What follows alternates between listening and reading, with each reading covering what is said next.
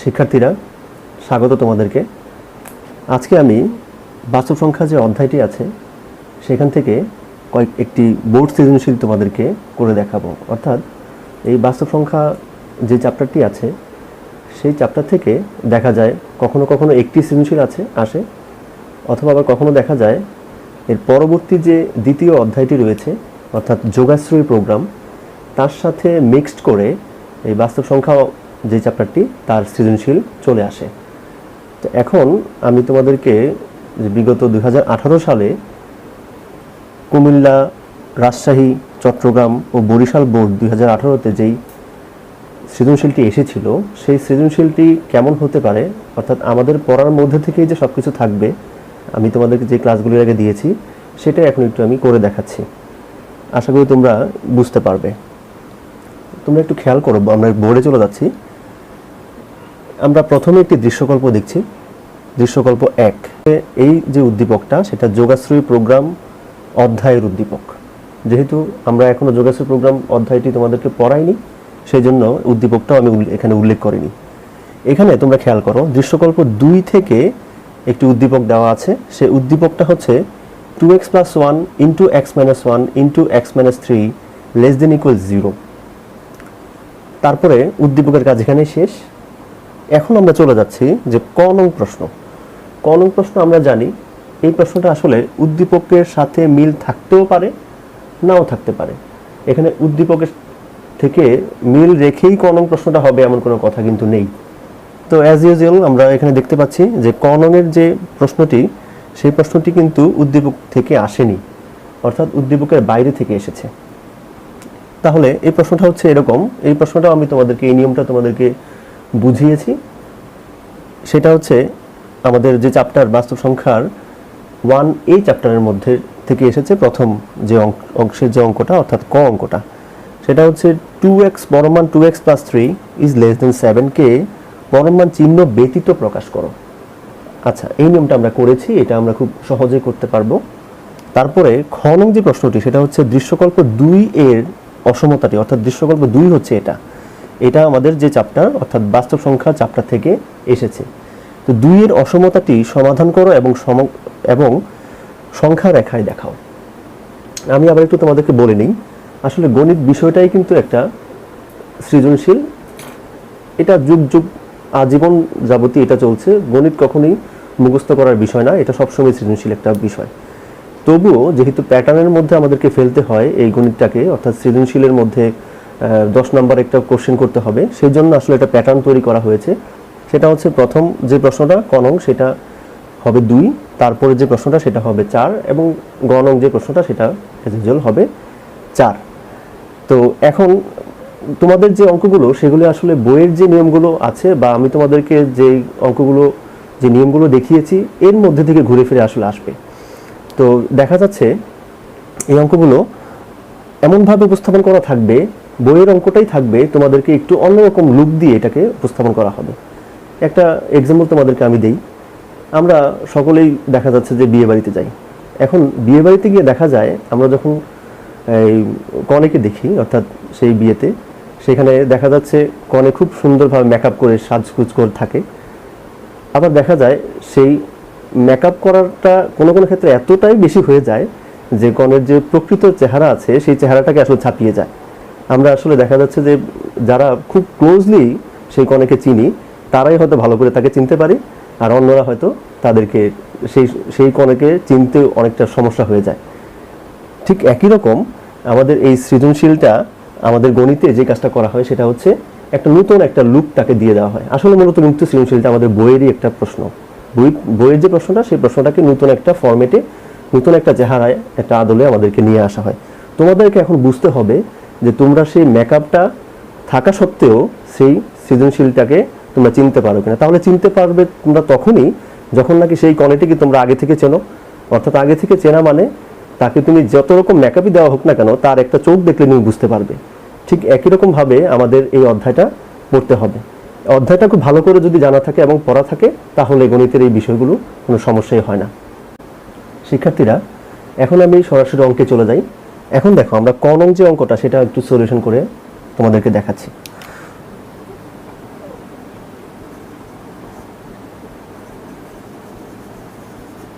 এর সমাধান। কতে যেটা দেওয়া আছে তোমরা লিখবে, দেওয়া আছে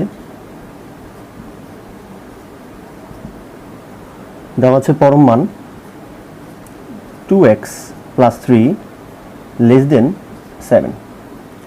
তো আমরা পরম মানের ধর্ম থেকে জানি, তোমাদেরকে আমি পড়িয়েছি এই জিনিসটা, যে পরম মান থাকলে পরে সেটা যখন উঠে যাবে সেটা প্লাস এবং মাইনাস দুইটা মান প্রদর্শন করবে, এবং সেটা প্রদর্শন করবে কার উপর, যার উপর পরম মান ছিল না। অর্থাৎ এখানে 7 হচ্ছে অন্য পক্ষে আছে, সেই 7-এর উপর গিয়ে সেটা পড়বে।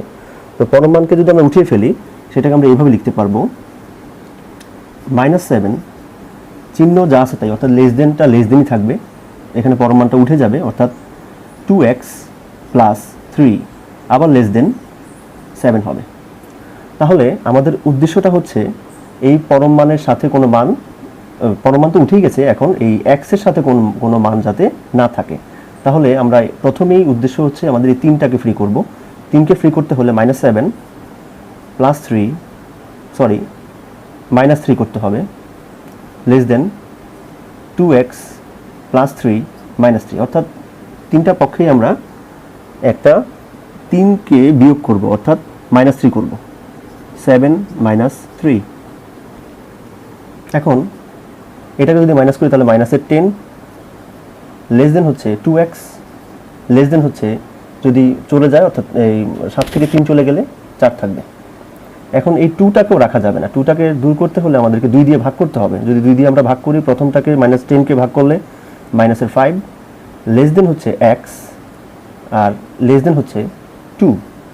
এটাই কিন্তু আমরা যেটা চাচ্ছিলাম, অর্থাৎ এই যে পরম মান, অর্থাৎ 2x + 3 <7কে পরম মান চিহ্ন ব্যতীত প্রকাশ করো, এখানে কিন্তু কোনো পরম মান নেই।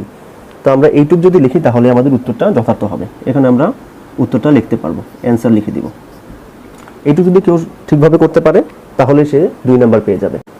তো শিক্ষার্থীরা, এখন আমি তোমাদেরকে সেই খ নং প্রশ্নটি সলিউশন করে দেখাচ্ছি একটু। খ নংয়ের মধ্যে যেটা আছে যে দৃশ্যকল্প 2 এর অসমতাটি সমাধান করো এবং সংখ্যা রেখায় দেখাও। তাহলে আমি যে দৃশ্যকল্প 2 এর যে অসমতাটি সেটাকে আগে আমরা লিখব, অর্থাৎ খ এর সমাধান দেখাও, মানে দেওয়া আছে 2x + 1 * x - 1 * x - 3 <= 0।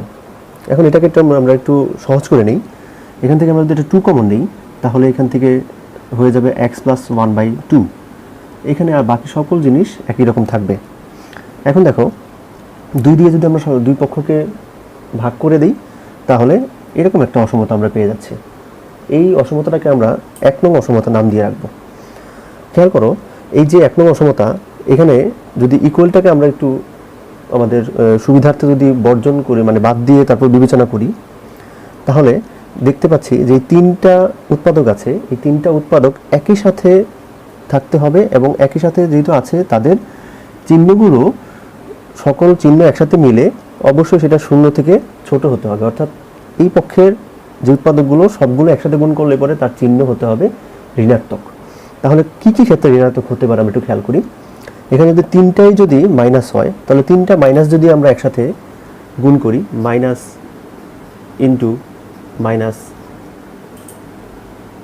ইন্টু হচ্ছে আবার মাইনাস, তাহলে কি দাঁড়াচ্ছে, সেটা হয়ে যাচ্ছে মাইনাস মাইনাস হচ্ছে প্লাস, আর হচ্ছে এটাতে গুণ করলে আবার মাইনাস, তার মানে হচ্ছে মাইনাস।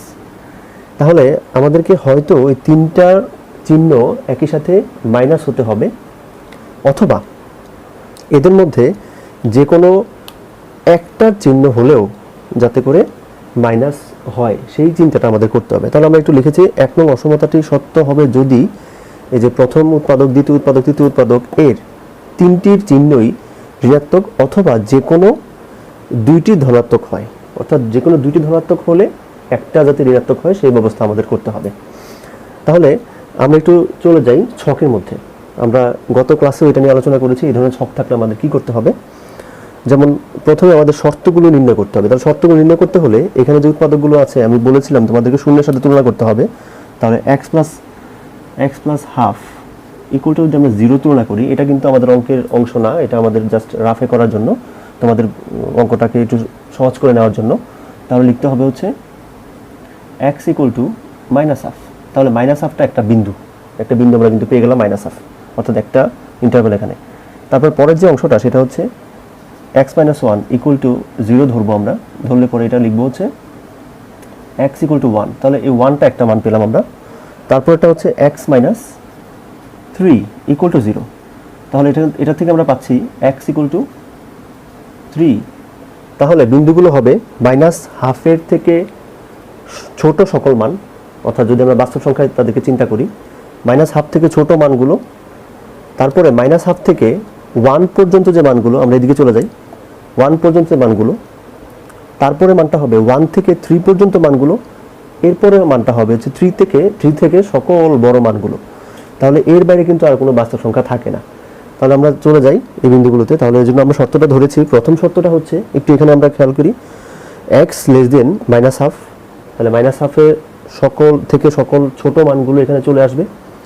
তারপরে মাইনাস হাফ থেকে এক্সের মানটা সামান্য বড় এবং সেটা 1 থেকে সামান্য ছোট, তার মানে এই মানটা হবে মাইনাস হাফ থেকে 1-এর মাঝামাঝি মানগুলো।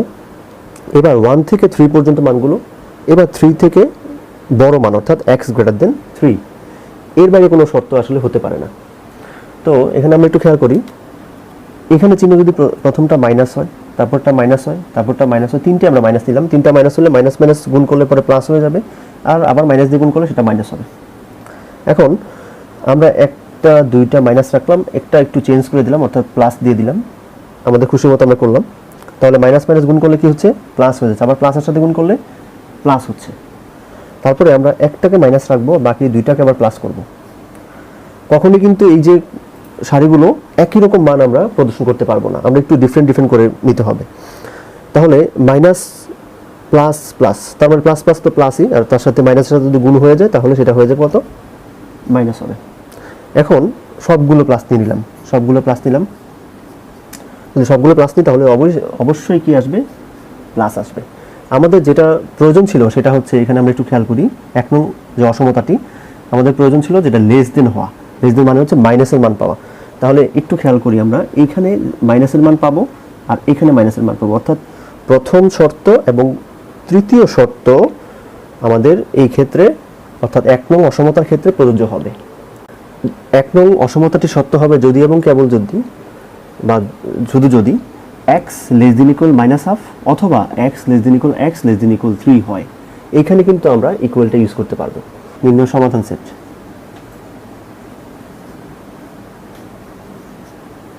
s equal to x belongs to real number, আমাদের এই সংখ্যাগুলো সবাই কিন্তু বাস্তব সংখ্যা অর্থাৎ রিয়েল নাম্বার, such that প্রথম শর্তটি অর্থাৎ x লেস দেন ইকুয়াল মাইনাসের হাফ অথবা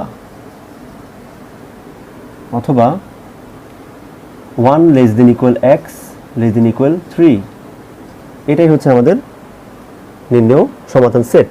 এখন নির্ণয় সংখ্যা রেখা, নির্ণয় সংখ্যা রেখা,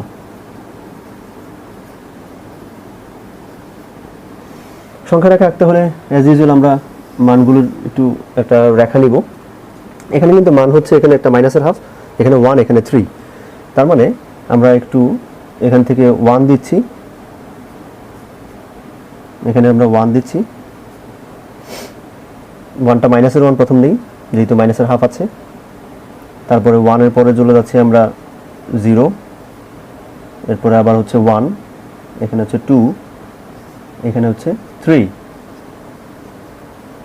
দেখো তাহলে আমরা এই বিন্দুগুলো আগে বসাবো, কোথায় কোথায় হবে, বৃত্ত দিব। এখানে -1 থেকে 0 মাঝখানে কিন্তু মাইনাস হাফ থাকবে, তাহলে এখানে হচ্ছে মাইনাসের হাফ, মাইনাসের হাফ, এখানে এই ঘরটাকে আমরা বৃত্ত দিব।